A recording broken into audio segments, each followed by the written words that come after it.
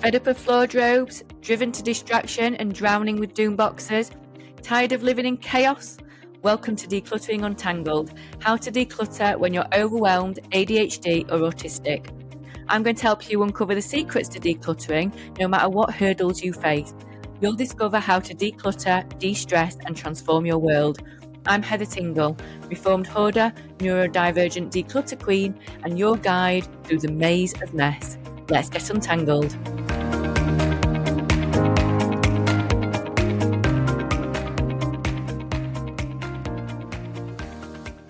Hello Untanglers and welcome back to another episode of Decluttering Untangled with me, your host Heather Tingle. Okay, so today I want to talk to you about something that comes up so often in client sessions that I really think we need to dedicate an episode to it. And that's because over the past month, I have had 5 untangled clients with this same thing of being stuck. And it's a very specific kind of being stuck. And it's not the general, I've got too much stuff, not the, I don't know where to start. It's a very specific thing. So it's, I bought this thing, it's not right, I don't think I can send it back, and now it's just here stuck and I don't know what to do with it. So, we all know it. We've all done it. The item from Amazon that looked perfect in the listing, the thing from Temu, oh my word, don't even get me started on that company, or Shein or whatever, that arrived and it was not quite what you pictured, or it wasn't fit for why you bought it. So that random purchase that made complete sense at the time, at 1 a.m. when you're doom scrolling, and now you opened it up, felt immediately disappointed, and now you're like, okay, I do not know what to do with this. It lives in a bag on the floor, in a box in the spare room, or at the back of a drawer, quietly judging you every time you walk past it because it's a stuck decision. And I want to talk a little bit about what's actually going on here psychologically, because I think there's a reason that these items are so hard to move on from. And it's not just because you're indecisive or you're disorganized. It's for 2 reasons. So your brain is doing something that every single human brain does. And for me, it's stuck. It's stuck for 2 reasons. So the first one is it's a lose-lose situation. None of the options to deal with this item feel good. So we just stay stuck. We just put it off because we don't know what to do for the best. The other reason is the sunk cost fallacy. So for those of you that are aware, I actually did a whole episode on this. It's quite a deep dive. Episode 20, if you want to go back and listen to that one, that would probably be very useful right now. So go back and listen because it kind of explains the psychology in a lot more detail. But the short version is, once you've spent the money on something, our brain treats that money as part of the item's value, even though the money has already been gone and spent and you're not going to get that money back ever again. It is now being replaced by the thing. It's spent. It doesn't come back, whether you keep it or not. It makes no odds. So holding on to something that you can't use just because you paid for it doesn't give you that money back. It just gives you clutter and a feeling of guilt every time you look at it and you feel bad about it. So the guilt part is why the item ends up back in the box or the bag, waiting for you to decide on it, and it feels too hard because making that decision feels harder than just not deciding and just leaving it. It's almost like future you will be able to deal with it better, except future you will not be able to deal with it better. It will just be harder, and you'll just put it off until future you absolutely has to do something with it. So be future you now. What you don't want to do is for this item to just sit in this weird limbo, not being used, not being gone, just taking up space and making you feel bad for still not sorting it. So today, I would really like you to take some time and make the decision on it. The reality is with these items, you don't have unlimited options. You've got 3. Once you see them laid out, hopefully we can get to a decision today that gets a bit less overwhelming, and I want you to action it. So the first option 1, return it. I do put this with a bit of a caveat because a lot of the time, the reason why we're having this issue is that returning isn't actually possible. So either you realise that the window return has passed, you can always reach out to the company and see if they will honour a late return. Some companies might. Be prepared for them to say no. That's okay. It's within their rights. But the window return might have passed. Okay, so that might not be an option. The postage is one that I get a lot from my clients, is the postage to send back would cost more than the item is worth. Okay, so that's not an option. And also, let's face it, the faff factor is real. For a lot of ADHD brains in particular, admin and organising a return is huge and it's just not doable for a lot of these type of things. Okay, Sometimes it was a gift, which means returning it isn't even an option in the first place. And there's also then an emotional layer on top, which we don't need to unpack in this episode, but just know that keeping a gift you do not want out of guilt is not a requirement. So if returning is realistic and straightforward, do it. If it isn't, stop putting it on the back burner of a potential to-do list for future you.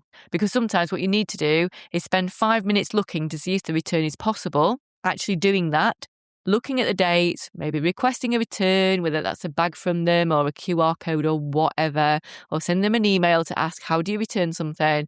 And so if you can return it, do it. However, if that's not possible, we move on to option 2 or option 3. So option 2 is to action it. And this is where you ask yourself, is there a way to make this item work for me? Is there a way I can fix it so that it works, so that it will do the job I intended it to do? Or maybe if it's not perfect for the original purpose, could it serve a different purpose? Could you adapt it, alter it, repurpose it? Sometimes this is possible. I reckon, in all honesty, this is a bit of a long shot, but your brain will try and get to this point because it wants that whole, it'll come in handy one day and everything else is more difficult. And I might well just keep it in a drawer for if I do figure out a reason I can use it for. So be careful with this one. But if the thing didn't work as it was originally intended, it might actually be useful for something else. If you can think of something like that straight away and you can action it, do it. But be really honest with yourself. If making it like work would require significant time, money, effort, and you're still stuck with it because you're not quite sure how, that needs to be factored in as that, yeah, this isn't happening. Or if you're creating something for the sake of it just to use this thing, then also don't do it. You are not obligated to rescue this, okay? I want you to listen to that. You are not obligated to rescue it. Option 3 is the one that I really want most of my clients to be okay with, and that is letting it go. There's a few different ways you can let it go. Some will feel better than others. You can donate it if the item is in decent condition and it is not dangerous. Then obviously you can go to a charity shop, local community group, buy nothing group, whatever makes sense. Somebody will get use from it. Brilliant. You will get that clutter out of your space. No, you're not going to get the money back, but someone else might enjoy it and be able to use it for what they want to use it for. Use it as a learning experience. You can also give it away directly to someone you know who might find it useful. Be careful, you don't want to just pass the burden on, or you can just write it off. Sometimes the item has no resale value, it isn't in great condition, or it genuinely is not useful to anyone on this planet. In that case, it is okay to let it go. Recycle what you can, dispose of the rest however you would find easy, and accept that the cost of keeping it in your home indefinitely is higher than the cost of letting it go and writing it off. And the reason I want you to hear this is that the current solution that you have of keeping it in its bag or box is not a solution. It feels like a solution because the item is out of sight and you've technically acknowledged it needs dealing with, but it's not a decision. It's just procrastination because this situation is not going to change by being given time. And deferred decisions have a cost. They just take up space in your home, space in your head, and every time you see that thing, there's a tiny little bit drain on your energy making you feel bad. So you are allowed to make the decision. You are allowed to action it, give it away, or write it off. None of those options are failure. None of those things are bad. It is far better to give something to charity that you paid £10 for that's worth than it is to have that laying around your home making you feel bad because you've not figured out what to do with it yet.